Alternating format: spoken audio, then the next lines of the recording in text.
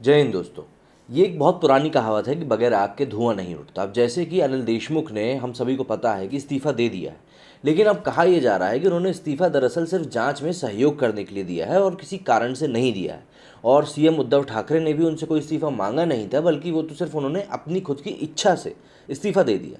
अब मैं फिर से एक बार वही कहावत दोहराना चाहता हूँ कि बिना आग के धुआं नहीं उठता है।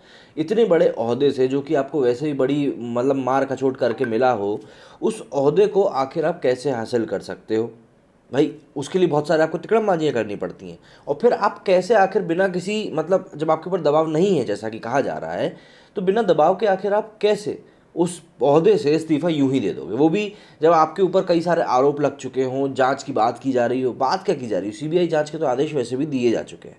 अब इस आर्टिकल के माध्यम से मैं आपको ये पूरी खबर पहले बताता हूँ कि मुंबई के पूर्व पुलिस आयुक्त परमवीर सिंह ने महाराष्ट्र के गृह मंत्री अनिल देशमुख पर निलंबित पुलिस अधिकारी सचिन वाजे के जरिए मुंबई के प्रतिष्ठानों से प्रति महीना 100 करोड़ रुपए की वसूली का आरोप लगाया था। अब बॉम्बे हाईकोर्ट ने इस मामले में सीबीआई को प्रारंभिक जांच करने का आदेश दिया है। उन्होंने ट्रांसफर पोस्टिंग में भी धांधली के आरोप इसके ऊपर लगाए थे, जिसके बारे में बातें भी चल रही हैं। बॉम्बे उच्च न्यायालय ने कहा कि 15 दिनों के भीतर सीबीआई अपनी प्रारंभिक जांच खत्म कर सकती है। प्रारंभिक जांच के बाद ये सीबीआई निदेशक के ऊपर होगा कि वो इस मामले में आगे क्या कार्रवाई करना चाहते हैं। कोर्ट ये भी कहती है कि सरकार द्वारा कमेटी बनाने के निर्णय के बाद लगता है कि इसमें न्यायिक हस्तक्षेप की ज़रूरत नहीं है। बॉम्बे हाईकोर्ट ने जो कहा वो मैं आपको कोट करके बताता हूँ कि हम जानते हैं कि अनिल देशमुख राज्य के गृह मंत्री हैं, जो पुलिस के ऊपर होते हैं। एक इंडिपेंडेंट जांच होनी चाहिए, जांच कानून के हिसाब से होनी चाहिए। बॉम्बे हाईकोर्ट ने हालांकि कहा कि सीबीआई को इस मामले में तुरंत एफआईआर करने की ज़रूरत नहीं है। ऐसा इसलिए कहा गया क्योंकि महाराष्ट्र की सरकार ने पहले ही जांच के लिए एक उच्च स्तरीय कमेटी के गठन का निर्णय लिया है, जिसमें कुछ रिटायर्ड ऑफिसर्स भी शामिल हैं। उन्होंने ऑलरेडी इसके बारे में एक संज्ञान ले चुका है। इससे पहले बॉम्बे हाईकोर्ट ने पूर्व पुलिस आयुक्त परमवीर सिंह को फटकार लगाते हुए कहा था कि अगर पुलिस ऑफिसर होने के बावजूद किसी अपराध को लेकर एफआईआर दर्ज नहीं कर रहे हैं, तो इसका अर्थ है कि वो अपने कर्तव्यों के निर्वहन में असफल रहे हैं। कोर्ट ने परमवीर सिंह से पूछा था कि उन्होंने एफआईआर क्यों दर्ज नहीं करी, जबकि ये उनका कर्तव्य है। कोर्ट ने इसके साथ ये भी कहा था कि सिर्फ सीएम को पत्र भेजने से कुछ नहीं होता। इसके लिए परमवीर सिंह से जवाब भी मांगा गया था। इसके अलावा ये जो इस्तीफे वाली पूरी बात हुई है, उसमें काफ़ी सारी चीज़ें हैं जो कि निकल के सामने आई हैं। और अनिल देशमुख के ऊपर जो पुराने आरोप लगे हुए हैं, उनको सत्यापित करने में अब लोगों को एक नया बहुत बड़ा कारण मिल चुका है कि भाई वो आरोप जो लगाए गए थे वो क्यों सही थे। एक दूसरी खबर के मुताबिक महाराष्ट्र के गृह मंत्री अनिल देशमुख ने इस्तीफा दिया। मतलब यहाँ पे भी ये बातें नहीं हो रही किसी के दबाव में दिया गया, किसी के कहने पे दिया गया, जांच के कारण दिया गया। अब आप इसको इस तरीके से समझिए कि परमवीर सिंह का ट्रांसफ़र डीजी होमगार्ड किया गया। क्यों किया गया? क्योंकि उनके ऊपर भी इस बात की सवाल उठ रहे थे कि सचिन वाजे का जो पूरा प्रकरण चल रहा है, अब क्योंकि वो परमवीर सिंह के अंडर में थे, तो कहीं ऐसा ना हो कि आने वाले समय में परमवीर सिंह के ऊपर भी जांच आए। और पुलिस कमिश्नर रहते हुए वो मुंबई के, अगर उनसे पूछताछ की जाती तो ये महाराष्ट्र की सरकार के लिए बहुत ज़्यादा किरकिरी करने वाली बात हो जाती। इसीलिए एहतियातन के तौर पे उनको पहले ही वहाँ से हटा दिया गया। अब अगर हम लोग अनिल देशमुख की बात करें, तो क्या उनके भी केस में कुछ ऐसा ही नहीं हुआ कि एहतियात के तौर पर उनको हटा दिया गया? क्योंकि बहुत सारे आरोप उनके ऊपर लगाए जा चुके हैं, काफ़ी सारी बातें हैं जो उनके बारे में इस समय चुनावी गलियारों में चल रही हैं। एनसीपी वैसे भी काफ़ी हद तक उनसे परेशान थी, इसलिए उनको बहुत पहले से मुंहबंद रखने के लिए कह दिया गया था। क्योंकि एक अनिल देशमुख जैसा इंसान जो कि कई सारे मामलों में बढ़ चढ़कर अपनी राय देता था, ओपिनियन देता था, बात करता था, सडनली उसके बयानबाजी होना बंद हो गई थी। लेकिन अब ये जो चीज़ें हैं, जो इस्तीफे वाली बात निकल के सामने आई है, उसके बाद से लगातार कुछ चीज़ें और हैं जो क्लियर होना शुरू हुई हैं। अब महाराष्ट्र के गृह मंत्री अनिल देशमुख ने इस्तीफा दिया है। देशमुख मुख्यमंत्री उद्धव ठाकरे को अपना इस्तीफा सौंपने गए। अनिल देशमुख राष्ट्रवादी कांग्रेस पार्टी मतलब एनसीपी के कोटे से गृह मंत्री थे। देशमुख ने राज्यपाल के बजाय मुख्यमंत्री को अपना इस्तीफा देना सही समझा। बता दें कि आज ही बॉम्बे हाईकोर्ट ने सीबीआई जांच के आदेश भी दिए हैं। ये फैसला कोर्ट ने मुंबई पुलिस के पूर्व कमिश्नर परमवीर सिंह की जनहित याचिका पर दिया है। परमवीर सिंह ने अनिल देशमुख पर वसूली के लिए टारगेट देने का आरोप लगाया था और इसी संबंध में सीबीआई जांच की उन्होंने मांग भी करी थी कि, और ये भी कहा था साथ में कि भाई कई सबूतों को मिटाया जा सकता है, इसीलिए इस बारे में जो भी कोई फैसला लेना है वो जल्दी लिया जाए। परमवीर सिंह के आरोपों के बाद से ही अनिल देशमुख के इस्तीफे की मांग लगातार उठ रही थी। हर कोई मांग कर रहा था। बीजेपी को भी एक बहुत बड़ा सॉलिड रीज़न मिल गया था इस बात के ऊपर बात करने का।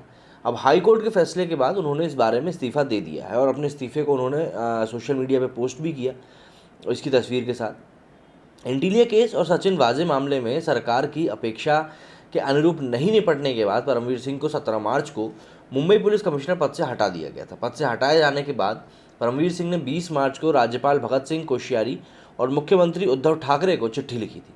इस चिट्ठी में उन्होंने कहा था कि महाराष्ट्र के गृह मंत्री अनिल देशमुख ने पुलिस अधिकारी सचिन वाजे को बार और रेस्टोरेंट से 100 करोड़ रुपए हर महीने जुटाने का एक फरमान दिया था। इस चिट्ठी में उन्होंने ये भी कहा था कि महाराष्ट्र के गृह मंत्री अनिल देशमुख ने पुलिस अधिकारियों के साथ काफ़ी सारी मीटिंगें करी थी उनके घर पे, और उन मीटिंगों में क्या चीज़ें सामने आई थी वो उन्होंने एक व्हाट्सएप चैट के जरिए भी सामने रखी थी।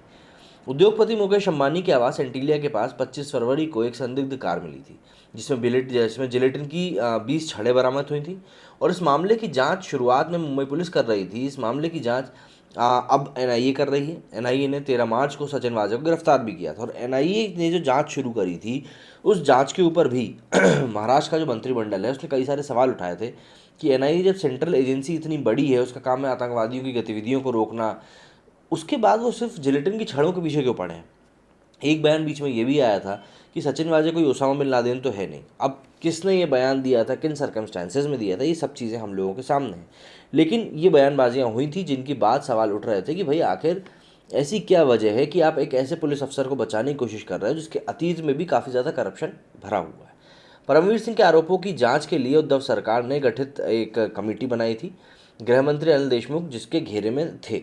मुकुल रॉय और शुभेंदु अधिकारी में कौन बेहतर है, ममता बनर्जी इसके बारे में क्या जानती है, ये सारी बातें आने वाले समय में हमको और ज़्यादा क्लियर हो जाएंगी, क्योंकि जो चुनाव अभी चल रहे हैं उन चुनावों की आँच हो ना हो हर एक के ऊपर पड़ रही है। और इस समय महाराष्ट्र की जो स्थिति है दो चीज़ों के कारण मेनली, पहली कोरोना के कारण और दूसरी जो पूरा मामला चल रहा है इसके कारण बहुत ज़्यादा गंभीर होती जा रही है। जिस तरीके से उद्धव ठाकरे ने वहाँ पे लॉकडाउन लगाने की बात करी, उसके बाद से ये कहा गया है करीब करीब 40,000 करोड़ रुपए का नुकसान झेल सकता है पूरा देश, सिर्फ और सिर्फ अगर महाराष्ट्र में लॉकडाउन लगा तो। ट्रांसपोर्टेशन हो गया, बैंकिंग इंडस्ट्री हो गया, इन सब चीज़ों को अगर हम मद्देनज़र रखें तो कई सारी चीज़ों में फाइनेंशियल लॉसेस हो सकते हैं। प्लस इसके साथ जो गरीब लोग हैं, जो डेली वेजेस पे काम करने वाले लोग हैं, जो गुजारा भत्ता जिनको ज़रूरत पड़ सकती है लॉकडाउन के टाइम पे, ऐसे लोगों को काफ़ी ज़्यादा अफेक्ट पड़ेगा। और अगर लॉकडाउन लगाया गया तो सीधी सी बात है यही लोग हैं जो आपको चुनाव में वोट देकर जिताते हैं, और ये भी हो सकता है बहुत हद तक कि ये आपको ही बॉयकॉट कर दें। क्यों? क्योंकि स्थिति सभी की गंभीर है। पिछले साल के लॉकडाउन ने सभी की कमर तोड़ दी है, पैसे किसी के पास ज़्यादा बचे नहीं है। ऐसे में लोगों के पास ज़्यादा कुछ रीज़न नहीं है कि वो किसी सरकार को इस समय वोट करे। सिर्फ ऐसा नहीं कि भाजपा के फेवर में बोल रहा हूँ, भाजपा के साथ भी सेम यही चीज़ है। आप कोरोना की ही हालत देख लीजिए, जिन जिन भी राज्यों में चुनाव हो रहे हैं या जहाँ जहाँ चुनाव होने वाले हैं वहाँ पे ऐसा लगता है कोरोना है ही नहीं। वहाँ की आप रैलियाँ देखेंगे तो आपको ऐसा लगेगा ही नहीं कि वहाँ कुछ है। बाकी दूसरे आप राज्यों में देखेंगे, चाहे आप एमपी की बात कर लीजिए, छत्तीसगढ़ की बात कर लीजिए, महाराष्ट्र की बात कर लीजिए, सभी जगह पे आपको लगेगा कि भैया यहाँ पे दोबारा दूसरी लहर का हमको देखने के लिए मिल रहा है। लेकिन बाकी राज्यों में आपको ऐसा कुछ नहीं मिलेगा जहाँ पे चुनाव होने वाले हैं। बहरहाल ये सब चीज़ें तो चुनावी राजनीति की बातें हैं, इन सबको लेकर ज़्यादा बहस करने से कोई मतलब है नहीं। बाकी अनिल देशमुख के बारे में जो मैं आपको बताना चाहता था, उम्मीद करता हूँ आप समझ गए होंगे। मेरे इस वीडियो में फिलहाल इतना ही। जय हिंद, जय भारत।